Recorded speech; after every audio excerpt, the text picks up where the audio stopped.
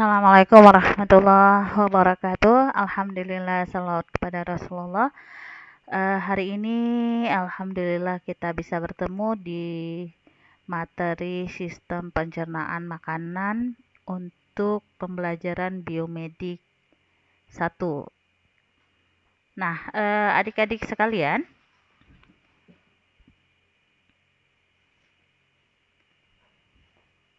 berbicara tentang sistem pencernaan, maka kita akan mengawali dengan zat makanan, ya. Nah, di mana makhluk hidup yang heterotrof, mereka harus memenuhi kebutuhan energinya dengan cara mengkonsumsi makanan. Nah, makanan ini akan diurai di dalam sistem pencernaan menjadi sumber energi dan lain-lain. Secara umum, fungsi makanan bagi makhluk hidup ada 3, yaitu yang pertama sebagai sumber energi, yang kedua sebagai bahan kerangka biosintesis, dan yang ketiga sebagai nutrisi esensial yang membantu fungsi fisiologis. Nah, adik-adik sekalian, agar ketiga fungsi ini dapat dipenuhi, maka pemilihan makanan itu akan menjadi penting. Nah, jadi secara umum makanan itu dapat kita ketahui sebagai berikut, yakni yang pertama protein. Protein mengandung asam amino esensial dan non-esensial. Kebutuhan protein untuk orang dewasa adalah 1 gram per kilogram berat badan per hari. Jika kebutuhan tersebut berlebih, maka kelebihannya akan dibuang melalui ginjal dalam bentuk urea. Nah, asam amino esensial yaitu asam amino yang tidak dapat dibuat sendiri oleh tubuh. Jadi harus memang berasal dari luar, ya, yaitu dari makanan. Nah, misalnya apa? Leusin, lisin, metionin, fenilalanin dan sebagainya. Jadi protein itu tidak menghasilkan energi. Nah, yang kedua adalah lemak atau lipid. Nah, diperlukan berbagai lemak itu diperlukan sebagai pelarut beberapa vitamin, sebagai bantalan lemak atau pelindung jaringan tubuh dan penghasil energi yang besar, yaitu sekitar 9,3 kalori per gram. Nah, kebutuhan lemak untuk orang dewasa adalah 0,5 sampai 1 gram per kilogram berat badan per hari. Nah, selanjutnya adalah karbohidrat. Karbohidrat sebagai penghasil energi sebanyak 4,12 kalori per gram. Nah, kemudian kelebihan karbohidrat di dalam tubuh akan disimpan dalam bentuk lemak. Nah, selanjutnya garam-garam mineral, yaitu kalsium untuk membentuk matriks tulang, kemudian membantu proses penggumpalan darah dan mempengaruhi penerimaan rangsang oleh saraf. Nah, kebutuhannya adalah 0,8 gram per hari. Selanjutnya fosfor, yaitu untuk membentuk matriks tulang. Nah, diperlukan dalam pembelahan sel pada pengurutan otot, dan kemudian metabolisme zat. Nah, kebutuhannya adalah 1 mg per hari. Selanjutnya besi atau Fe, di mana Fe ini merupakan komponen penting sitokrom atau enzim pernafasan. Komponen ini juga sebagai penyusun hemoglobin dan kebutuhannya adalah 15 sampai 30 mg per hari. Selanjutnya fluor atau F, yang berfungsi untuk menguatkan gigi. Nah, kemudian iodium atau I, lambangnya, yaitu komponen penting dalam hormon pertumbuhan tiroksin, di mana kekurangan unsur ini dapat terjadi sebelum dan sesudah pertumbuhan berhenti, Nah, selanjutnya natrium dan klor atau NaCl itu membantu pembentukan asam klorida atau HCl dengan kebutuhannya 1 gram per hari. Nah, vitamin itu juga diperlukan dalam jumlah yang sangat kecil, tidak menghasilkan energi. Namun kekurangan vitamin dapat menyebabkan penyakit defisiensi. Nah, jadi ada dua vitamin yang umum kita kenal, yaitu vitamin yang larut dalam air dan vitamin yang larut dalam lemak. Vitamin yang larut dalam air atau disebut dengan water soluble vitamins ya, yaitu B1 atau disebut dengan aneurin atau tiamin ya. Nah, vitamin B1 yaitu untuk berpengaruh pada proses absorpsi lemak dalam usus. Nah, defisiensinya menyebabkan penyakit neuritis dan beri-beri. Nah, selanjutnya B2 riboflavin atau lactoplavin, di mana transmisi rangsang sinar ke mata dan defisiensinya menyebabkan katarak dan keulosis. Selanjutnya asam nikotin atau niacin, di mana berperan dalam proses pertumbuhan, perbanyakan sel dan anti pelagra ya. Kemudian defisiensinya menyebabkan pelagra dengan gejala dermatitis, diare dan demensia. Nah, selanjutnya lagi B6 piridoksin atau adermin, di mana untuk pergerakan peristaltis usus. Kemudian defisiensinya menyebabkan simbelit atau konstipasi. Nah, selanjutnya asam pantotenat, defisiensinya menyebabkan dermatitis. Selanjutnya para amino asam benzoat mencegah timbulnya uban, dan kolin defisiensinya menimbulkan timbunan lemak pada hati. Kemudian biotin defisiensinya menimbulkan gangguan kulit. Kemudian asam folat defisiensinya akan menimbulkan anemia, di mana B12 ya juga defisiensinya menimbulkan anemia. Nah, selanjutnya kita akan melihat alat pencernaan makanan pada manusia. Sistem pencernaan makanan pada manusia terdiri dari beberapa organ. Yang pertama rongga mulut, esofagus, lambung, usus halus, usus besar, rektum, dan anus. Pada rongga mulut, di mana mulut merupakan saluran pertama yang dilalui oleh makanan, dan pada rongga mulut terdapat alat pencernaan dan kelenjar pencernaan. Ya, fungsinya untuk membantu proses pencernaan makanan. Nah, kita lihat di dalam mulut. Di dalam mulut terdapat gigi. Gigi mempunyai fungsi memotong, mengoyak, menggiling makanan menjadi partikel yang lebih kecil. Selanjutnya lidah. Lidah memiliki peran mengatur letak makanan di dalam mulut serta mengecap rasa makanan. Kemudian kelenjar ludah. Ada 3 kelenjar ludah pada rongga mulut, di mana ketiga kelenjar ini menghasilkan ludah setiap harinya sekitar 1 sampai 2,5 liter. Kemudian kandungan ludah pada manusia adalah air, mukus, enzim amilase, zat antibakteri, dan lain-lain.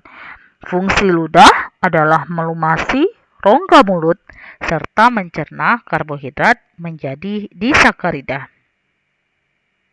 Selanjutnya esofagus atau yang kita kenal dengan kerongkongan. Kerongkongan merupakan saluran yang menghubungkan antara rongga mulut dengan lambung. Pada ujung saluran esofagus, setelah mulut terdapat daerah yang disebut faring. Pada faring terdapat klep, yaitu epiglotis, yang mengatur makanan agar tidak masuk ke trakea atau tenggorokan. Dan fungsi esofagus adalah menyalurkan makanan ke lambung, agar makanan dapat berjalan sepanjang esofagus. Terdapat gerakan peristaltik, sehingga makanan dapat berjalan menuju lambung. Selanjutnya lambung.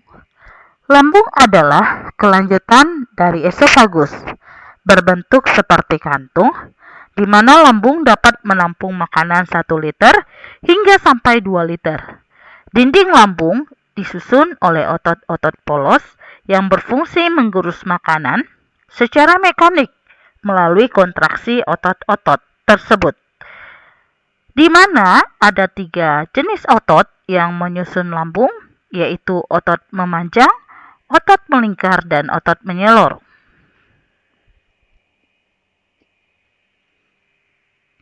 Nah, selain fungsi mekanik, pada lambung terjadi pencernaan kimiawi dengan bantuan senyawa kimia yang dihasilkan lambung, di mana antara lain asam HCl yang berfungsi mengaktifkan pepsinogen menjadi pepsin, yang berperan sebagai disinfektan dan merangsang pengeluaran hormon sekretin dan kolisitokinin pada usus halus. Kemudian lipase mencegah lemak menjadi asam lemak dan gliserol. Kemudian renin mengendapkan protein pada susu atau kasein dari air susu. Nah, kemudian mukus melindungi dinding lambung dari kerusakan akibat asam HCl. Nah, jadi hasil pencernaan makanan di lambung secara mekanik dan kimiawi akan menjadikan makanan berbentuk seperti kim atau bubur.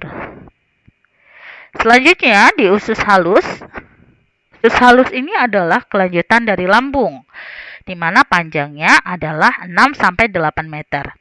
Usus halus terbagi menjadi 3 bagian, yaitu duodenum sepanjang 25 cm, jejunum sepanjang 2,5 meter, nah kemudian serta ileum sepanjang 3,6 meter. Nah, pada usus halus hanya terjadi pencernaan secara kimiawi saja dengan bantuan senyawa kimia yang dihasilkan oleh usus halus serta senyawa kimia dari kelenjar pankreas yang dilepas ke usus halus. Nah, senyawa yang dihasilkan oleh usus halus yaitu disakarida, di mana disakaridase menguraikan disakarida menjadi monosakarida, kemudian erepsinogen, di mana erepsin yang belum aktif akan diubah menjadi erepsin dan mengubah pepton menjadi asam amino. Selanjutnya, hormon sekretin, di mana merangsang kelenjar pankreas mengeluarkan senyawa kimia yang dihasilkan ke usus halus. Selanjutnya, hormon kolisistokinin merangsang hati untuk mengeluarkan cairan empedu ke dalam usus halus.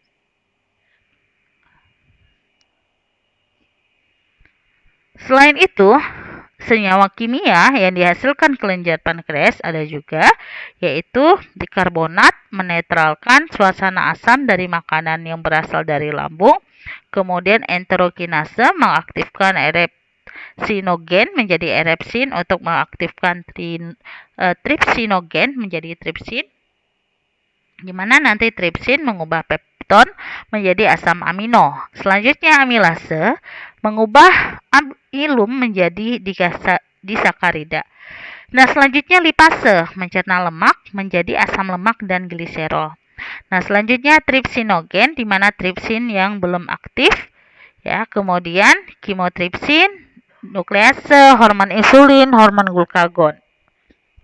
Nah, adapun proses pencernaan makanan, di mana makanan yang berasal dari lambung dan bersuasana asam akan dinetralkan oleh bikarbonat dari pankreas. Selanjutnya, makanan yang berada di usus halus dicerna sesuai dengan kandungan zatnya. Jadi, makanan dari kelompok karbohidrat akan dicerna oleh amilase. Pankreas menjadi disakarida. Nah, disakarida diuraikan oleh disakaridase menjadi monosakarida, yaitu glukosa. Nah, glukosa hasil pencernaan kemudian diserap oleh usus halus dan diedarkan ke seluruh tubuh oleh peredaran darah. Nah, selanjutnya makanan dari kelompok protein setelah di lambung dicerna menjadi pepton. Maka pepton akan diurai oleh enzim tripsin, kimotripsin, dan erepsin menjadi asam amino. Asam amino kemudian diserap usus dan diedarkan ke seluruh tubuh oleh sistem peredaran darah. Nah, makanan dari kelompok lemak pertama akan dilarutkan atau diemulsifikasi oleh cairan empedu yang dihasilkan hati menjadi butiran-butiran lemak atau droplet lemak, di mana diuraikan oleh enzim lipase menjadi asam lemak dan gliserol. Nah, asam lemak dan gliserol kemudian diserap usus dan diedarkan menuju jantung oleh pembuluh limfe. Selanjutnya usus besar. Merupakan usus yang memiliki diameter lebih besar daripada usus halus, memiliki panjang 1,5 meter dan berbentuk seperti huruf U terbalik. Nah, usus besar dibagi menjadi 3 daerah, yaitu kolon ascenden, kolon transversum, dan kolon descenden, di mana fungsinya adalah menyerap air selama proses pencernaan, tempat menghasilkan vitamin K dan H atau biotin. Nah, kemudian sebagai simbiosis, hasil simbiosis dari bakteri usus misalnya E. coli, nah kemudian membentuk massa feses, mendorong sisa makanan hasil pencernaan atau feses keluar dari tubuh, dan kemudian merupakan lubang tempat pembuangan feses dari tubuh, itu anus ya. Nah, anus dan rektum. Nah, jadi anus dan rektum dia sebagai tempat pembuangan feses, dan sebelum dibuang lewat anus, feses ditampung dulu di dalam bagian rektum. Nah, apabila feses sudah siap dibuang, maka otot sphincter rektum akan mengatur pembukaan dan penutupan anus. Nah, otot sphincter ini menyusun rektum ada dua, yaitu otot polos dan otot lurik. Nah, gangguan daripada sistem pencernaan ada appendicitis, yaitu radang usus buntu, kemudian diare, di mana feses sangat cair akibat peristaltik yang terlalu cepat, kemudian sembelit atau konstipasi, yaitu kesukaran dalam proses defekasi, kemudian tukak lambung, radang pada lambung, ya, akibat dari infeksi Helicobacter pylori, kemudian ada beberapa lainnya, ya. Nah, gangguan pada sistem pencernaan makanan ini disebabkan oleh pola makan yang salah, bisa juga infeksi bakteri dan kelainan dari alat pencernaan. Nah, adik-adik sekalian, kalau kita membahas tentang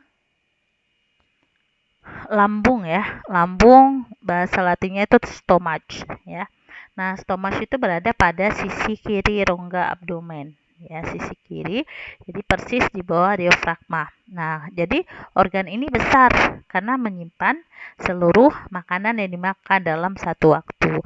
Nah, jadi makanya kita tidak perlu makan secara terus-menerus ya. Nah, dengan dinding yang sangat elastis ya dan lipatan yang mirip dengan akordeon, lambung dapat meregang untuk menampung dan mengakomodasi sekitar 2 liter makanan dan air. Nah, jadi epiteliumnya itu yang melapisi bagian dinding-dinding dalamnya itu mensekresi getah-getah pencernaan ya, di mana cairan pencernaan yang bercampur dengan makanan nantinya ya. Nah, dengan konsentrasi asam klorida yang tinggi, getah lambung itu mempunyai pH sekitar 2, jadi sangat asam untuk melarutkan paku ya. Jadi sangat asam. Nah, kemudian satu fungsi asam tersebut akan memecahkan matriks ekstraseluler yang mengikatkan sel satu sama lain dengan materi ya, dengan materi otot ya, otot dan tumbuhan juga bisa. Nah, jadi asam itu membunuh sebagian besar bakteri yang tertelan bersama dengan makanan. Nah, kemudian yang ditemukan dalam getah lambung itu pepsin, yaitu enzim yang menghidrolisis protein. Nah, kemudian sel-sel yang terspesialisasi itu yang disebut chief ya, dia berlokasi di bagian celah-celah lambung di mana dia mensintesis dan mensekresikan pepsin dalam bentuk inaktif yang akan diaktifkan oleh pepsinogen. Nah, sel-sel yang berbeda yaitu sel parietal mensekresikan asam klorida yang mengubah pepsinogen menjadi pepsin aktif dengan cara mengeluarkan atau membuang sebagian kecil molekul tersebut dan memaparkan isi sisi aktifnya. Nah, kemudian ya usus halus. Usus halus itu kan panjangnya lebih dari 6 meter pada manusia. Ya, nah usus halus itu kalau bahasa Inggrisnya itu small intestine. Ya, kemudian dia merupakan bagian saluran pencernaan yang panjang. ya, di mana usus halus itu adalah organ ya yang sebagian besar hidrolisis enzimatik makromolekul dalam makanan terjadi.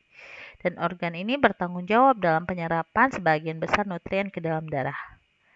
Ya, nah kemudian kalau pankreas, hati dan kantung empedu dan juga usus halus tadi, dia ikut mengambil peran dalam pencernaan.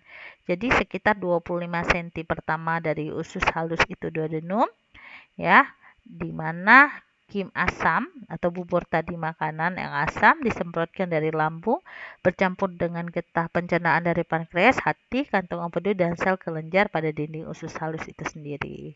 Nah, pankreas juga menghasilkan enzim hidrolitik dan larutan alkali yang kaya dengan asam bikarbonat dan nanti bekerja sebagai dapar atau buffer yang menetralisir keasaman kim dalam lambung. Baik, itu saja hari ini materi kita. Nanti kita sambung lagi, insya Allah di pertemuan yang akan datang ya. Terima kasih. Assalamualaikum warahmatullahi wabarakatuh.